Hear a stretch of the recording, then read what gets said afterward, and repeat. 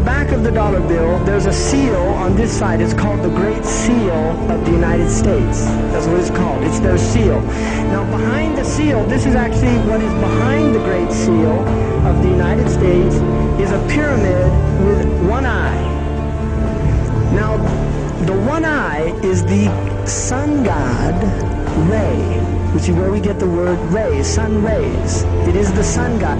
This is the Masonic god of the Re. If you look, you'll see the pyramid is built except for the top. It's built except for the top. The eye is suspended above the top. It hasn't come down yet. Because they believe until they finished the Masonic project, which is what they say on the bottom, Novus Ordo Seclorum, and then Annual Chapters, he is pleased with our project. In other words, the God they believe in is pleased with our project. What is the project? This is the question. What is the project that this God is pleased with? The project is literally the secularization of the world. To completely strip the world from religious beliefs. This is the project, and that is why it is called Novus Ordo Seclorum, a new secular or worldly order.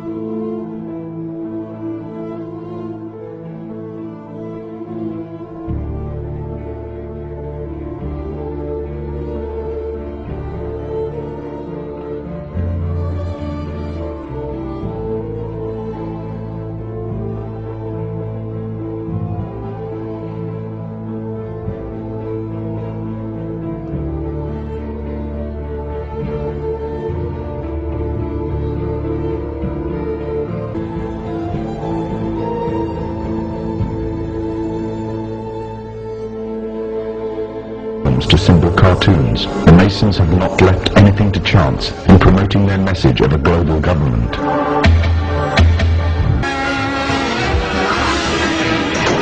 So what exactly is the Simpsons teaching us and our children? There are many lessons being programmed into us.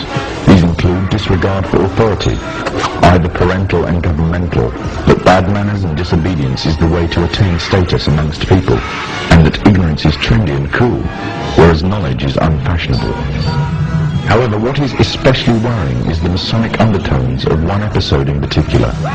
The episode in which the father figure of the family, Homer Simpson, becomes obsessed with a group called the Stonecutters, or should it be called the Freemasons?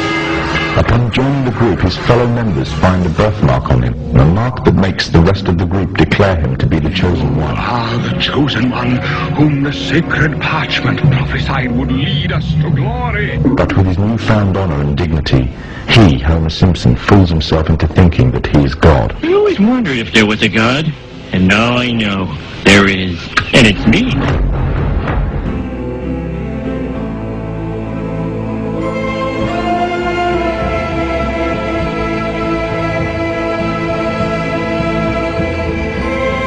Some may dismiss it as nothing more than a children's cartoon, a bit of harmless fun. But the influence it has on audience makes it a very effective means of propaganda, indoctrinating a people without them even realizing. Its very creators admit that they are propagating their political ideas to the audience in a covert manner. Ideas spread through the domestic television can reach a far wider audience than movies and cinema. And it is through this media that a new concept is being introduced. The concept of one global leader.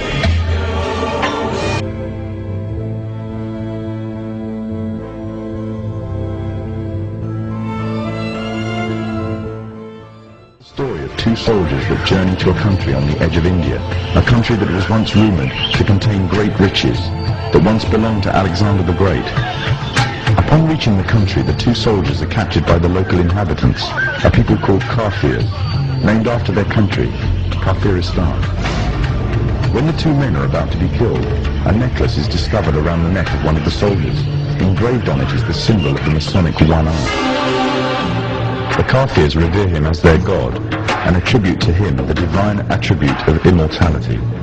The man himself first regards himself as a king, and then in his newfound power begins to regard himself really as being a god.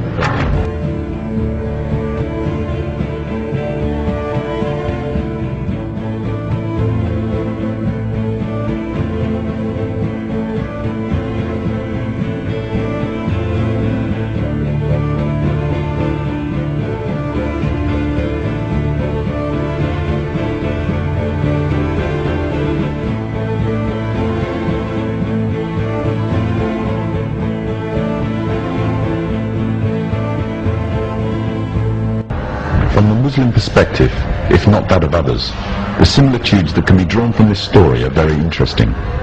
The Muslim scriptures, called Hadith, contain many prophecies of the Prophet Muhammad.